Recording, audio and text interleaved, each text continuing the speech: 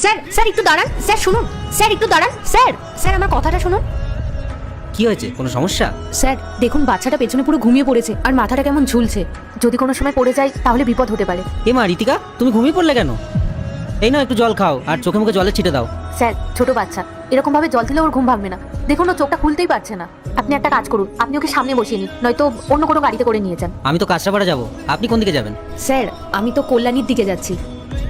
Sir আপনি এক কাজ করুন, আপনি আমার এই ওড়নাটা রাখুন, এটা দিয়ে বাচ্চাটাকে শক্ত করে বেঁধে নিন, তাহলে ঘুমিয়ে পড়লেও না আর পড়ে যাওয়ার ভয় থাকবে না। না না থাক, তার দরকার নেই, আমি দেখছি কি করা যায়। স্যার ছোট বাচ্চা, ওর আগে সেফটিটা ভাবুন। দেখুন ও আবার চোখটা বন্ধ করে ফেলেছে। আপনি যদি এটা দিয়ে শক্ত করে বেঁধে নেন তাহলে নিশ্চিন্তে স্কুটিটা চালাতে পারবেন। আমি এই রাস্তাতেই টোটো চালাই, আপনি নয় পরে এটা আমাকে দিয়ে দেবেন। কিছু ভাবেন না, এটা নিন।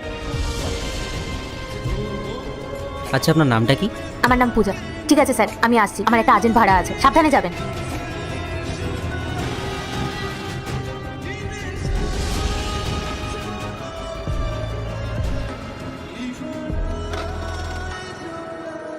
বাবা, আমরা এতক্ষণ ধরে কার অপেক্ষা করছি? আমরা একজনের জন্য অপেক্ষা করছি মা। ওই তো উনি চলে এসেছে। আরে স্যার আপনি এখানে কোথাও যাবেন নাকি? আমি পৌঁছে দেবো। না না, আসলে আমি আপনার জন্য অপেক্ষা করছিলাম। আপনি বলেছিলেন না যে আপনি রোজ এই রাস্তা দিয়ে টোটো নিয়ে যাতায়াত করেন। আর এই নিন আপনার ওড়নাটা। সেদিন ওই বিপদের দিন আমাকে সাহায্য করেছিলেন না, তার জন্য অসংখ্য ধন্যবাদ। স্যার এটার জন্য এতক্ষণ দাঁড়িয়ে থাকার কি দরকার ছিল? পরে কোনো একদিন দিয়ে দিতে পারতেন। বাবা, আমি ওই আন্টিটার টোটোতে গিয়ে একটু বসবো?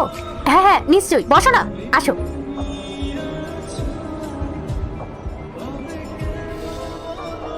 খুব কিউট বাচ্চা তো আপনার। ও মনে হয় ওর মায়ের থেকে আপনার সাথে সময় কাটাতে বেশি পছন্দ করে। ওর মার সাথে সময় কাটাবেই বা কী করে?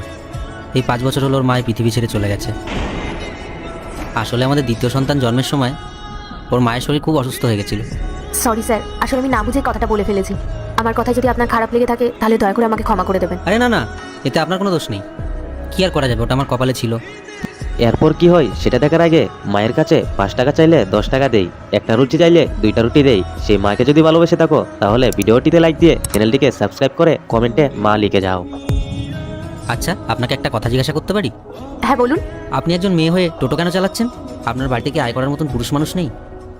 আসলে এই টোটোটা আগে আমার বাবাই চালাতো, কিন্তু 2 বছর হলো বাবার শরীরের অবস্থা খুব খারাপ হয়ে যায়, এখন অসুস্থ হয়ে বাড়িতেই রয়েছে। তাই জন্য বাবার কোনো কাজ করতে পারে না, তাই সংসারে হাল ধরতে আমি টোটো চালানো শুরু করেছি। আপনার বাড়িতে কোনো ভাই বা দাদা নেই?